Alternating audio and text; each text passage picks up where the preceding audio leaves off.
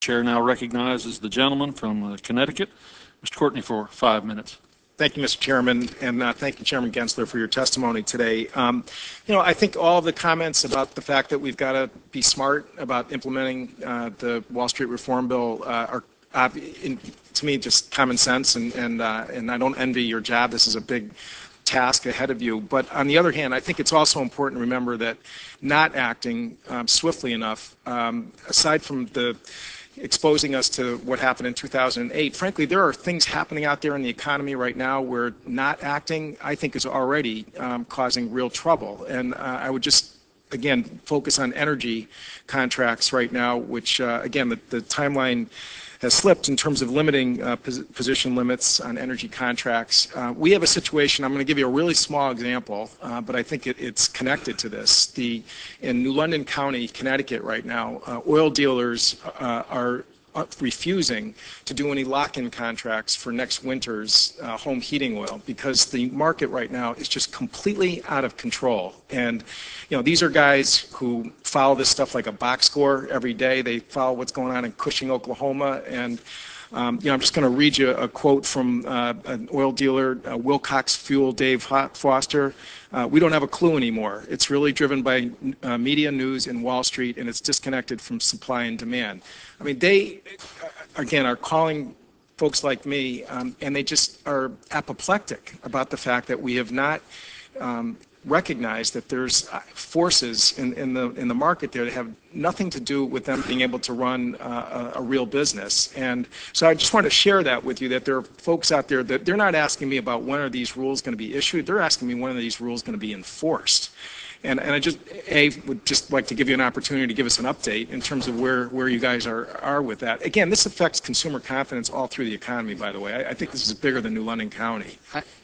And if I'm allowed to, I think this is very much like what Congressman Johnson was saying. I mean, I think that it, from maybe a different perspective, but I think that what Congress has done is basically said this very large market, the swaps market, it's about 7 times the size of the futures market, should have the transparency, and that the public, that fuel oil company in Connecticut, or anyone in rural America could have the confidence in these markets, because at the core, if they don't have confidence in the markets, they might not use them as much. And these products are actually critical to our economy.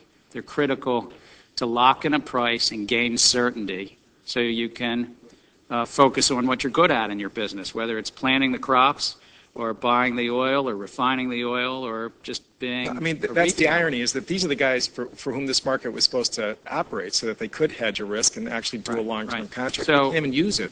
So realistically, if we're able to finish the rules sometime this fall, and we might slip from that too, but I mean, if we're able to, this marketplace will start to get more transparency in 2012. It won't all happen at once because we do plan to use the authority you gave us to phase this. There will be some phasing on this. Well, again, there's folks that are really, looking to you, frankly, very seriously for assistance. The other point I just wanted to make real quick, my other committee is Armed Services.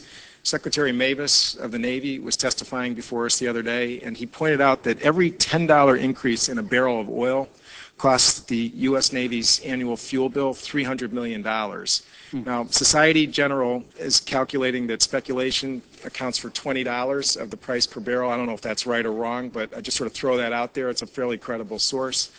I mean, when we look at your budget and what's being proposed in terms of the H.R. 1 and the savings just to the Navy, I mean, the Air Force uses even more fuel. I mean, stabilizing in a rational market fuel costs is not just for consumers out there, it's also for the taxpayer. And I think, again, we should hopefully put that in perspective about the importance of your agency and its mission. I thank you. Our $168 million budget and what the President asked for this year of $261 million, or for next year of $308 million, I think is a good investment to the American public. I know it's a hard thing to ask for more money, but I think it's a good investment. Well, we're going to pay for it, again, in our DOD costs, which is that #1 consumer of fossil fuels in the world, if we don't have a market that actually functions the way they can count on. So with that, I yield back.